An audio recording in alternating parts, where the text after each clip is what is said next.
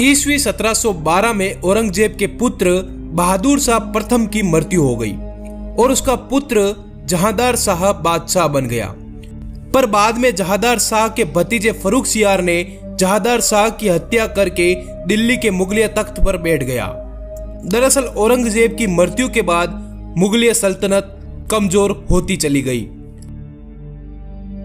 इसी मौके की फिराक में बैठे मारवाड़ के राठौड़ सरदारों ने अजमेर पर धावा बोल के वहां भगवा ध्वज फहरा दिया। इसकी खबर पहुंची दिल्ली कि राठौड़ों ने अजमेर पर कब्जा कर लिया, तो फर्रुखसियार ने भारी सेना अजमेर भेजी और अजमेर को फिर से जीत लिया। मारवाड़ के राठौड़ सरदार इस हार की खबर लेकर पहुंच गए जोधपुर अपने राजा के पास। वो राजा जो स्वयं दुश्मनों के लिए काल के स्वरूप थे। वीर दुर्गादास राठौड़ ने जिन्हें गोरिल्ला युद्ध और शत्रु को ध्वस्त करने की शिक्षा दी हो, जो स्वयं रक्त से अभिषेक करते हो। विशाल सेना, बड़ा साम्राज्य, केसरी पगड़ी और फौलादी जिगर, जिसका नाम था जसवंत पुत्र महाराजा धीराज मारवाड़ धनी अजीत सिंह राठौड़। अजीत सिंह राठौड़ पराक्रमी और सूरवीर थे। तलवारबाजी के महारथी और हाथ में भाला घुमाकर फेंकने के लिए प्रसिद्ध थे। इन्हें बिना सोचे समझे हमले करने में महारत हासिल थी। इनका अंतिम लक्ष्य ही जीत थी, भले ही कितनी बार परास्त होकर क्यों न लड़ना पड़े। हुकुम ने सुना कि उनके सरदारों पर मुगलों ने हमला किया तो इनकी आंखों में लाल रक्त बहने लगा। तलवार को मरोड़ते हुए दिल्ली पर हमला करने का आदेश देने ही वाले थे कि राजपुरोहितों ने महाराज को रोकते हुए कहा कि यह मारवाड़ के लिए अशुभ समय है। राजपुरोहितों ने कहा, आक्रमण से पहले आप फर्रुखसियार से मिलाओ। राजपुरोहितों के अनुसार हुकुम पहुंच गए दिल्ली दरबार में। फर्रुखसियार ने महाराज से बोला, अगर अजमेर चाहिए तो आपकी पुत्री इंद्रकुंवरी का विवाह मेरे साथ करना पड़ेगा। जैसे ही महाराज अजीत सिंह ने यह सुना तो गर्म खून हाथों को तलवार की तरफ ले गया। वहीं एक समझदार जाट सरदार चूड़ामन बैठे थे।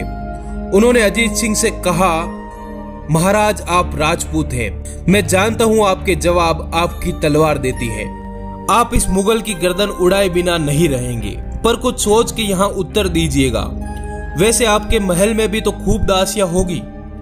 जाट सरदार की बात अजीत सिंह को समझ आ गई और जोधपुर की एक दासी का विवाह फर्रुखसियार से कर दिया गया। अब होती है मारवाड़ नरेश अजीत सिंह की वीर गाथा की शुरुआत। उससे पहले आप इस वीडियो को जमकर लाइक करिए ताकि हिंदुओं का सच्चा इतिहास अधिक से अधिक लोगों तक पहुंच सके और लोगों की बुद्धि में कुछ प्रकाश पड़े। चलिए शुरू करते हैं। महाराज अजीत सिंह मुगलों के पहले से ही कट्टर दुश्मन थे, पर अब उनको मुगलों पर कहर ढाने का कारण मिल गया था। अपनी तलवार को देखते हुए उन्होंने कसम खाई कि जिस भरे दरबार में इस क्षत्रिय का अपमान हुआ, उस दरबार की नींव को हिलाकर रख दूंगा। और एक पत्र लिखा जाट सरदार चूड़ामन को, जिसमें उन्होंने लिखा कि मैं युद्ध का शंख फूंकने जा रहा हूँ। मल्लेछों पर अब राजपूती तलवार कहर ढाएगी। इस पत्र के जवाब में जाट सरदार चूड़ामन ने लिखा कि जब निर्णय हो चुका है तो ये चूड़ामन भी अपनी दहाड़ सुनाएगा। रक्त की नदियां बहा देंगे, भगवे का सम्मान बुलंदियों तक पहुंचा देंगे। इसी ललकार के साथ एक महान सेना का निर्माण किया गया।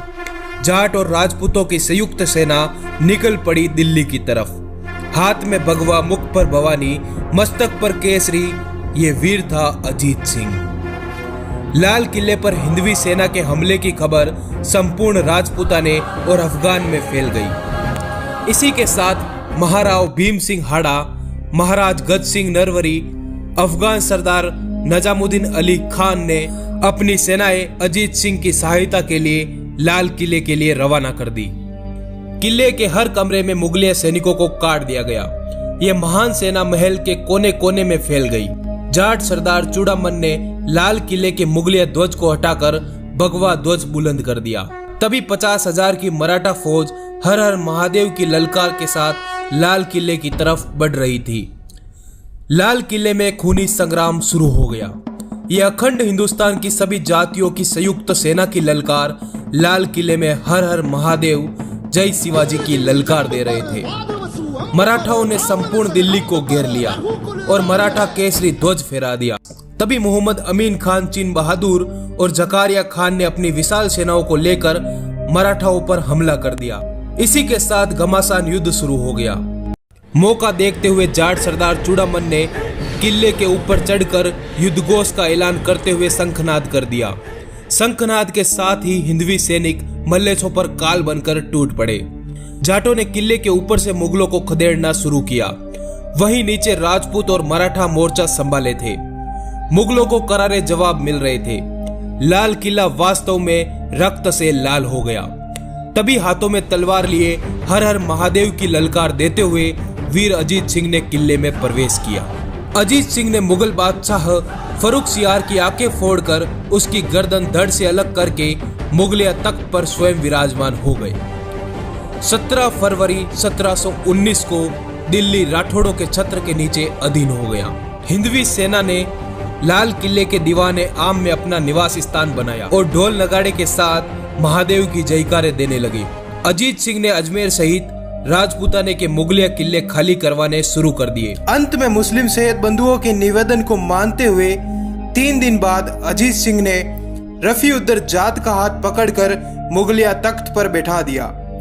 अजीत सिंह के आदेश से हिंदुओं पर लगा जजिया कर हटा लिया गया। गो हत्या रुकवा दी गई। जाते जाते अजीत सिंह ने फर्रुखसियार को त्रिपोलिया दरवाजे पर लटका दिया। इस संपूर्ण घटनाक्रम के बारे में अंग्रेज अधिकारी जोनाथन स्कॉट ने अपनी आंखों देखा हाल लिखा है। महाराज अजीत सिंह के बचपन का एक हिस्सा मुगलिया दरबार में बीता था, जहां से वीर दुर्गादास राठौड़ ने बड़ी वीरता से औरंगजेब को चकमा देकर जोधपुर रियासत और यहाँ के भविष्य अजीत सिंह को बचा लिया। पर 20 साल तक जोधपुर को औरंगजेब ने खालसा घोषित कर रखा था और 20 साल तक बालक अजीत सिंह आबू में रहे। जब अजीत सिंह बड़े हुए तब उन्हें वीर दुर्गादास राठौड़ जोधपुर ले आए और उनका राज तिलक किया। इंडिया हाउस लाइब्रेरी लंदन में अजीत सिंह की वीरता के बारे में अनेक सी किताबें मिल जाएगी, पर हमारे इतिहास की किताबों में सिर्फ इतना सा मिलता है कि अजीत सिंह ने जाटों के साथ मिलकर दिल्ली के शासक फर्रुखसियार को मारकर उसकी आंखें फोड़ दी थी। धन्यवाद दोस्तों, जुड़े रहिए डिमांडिंग पंडित से।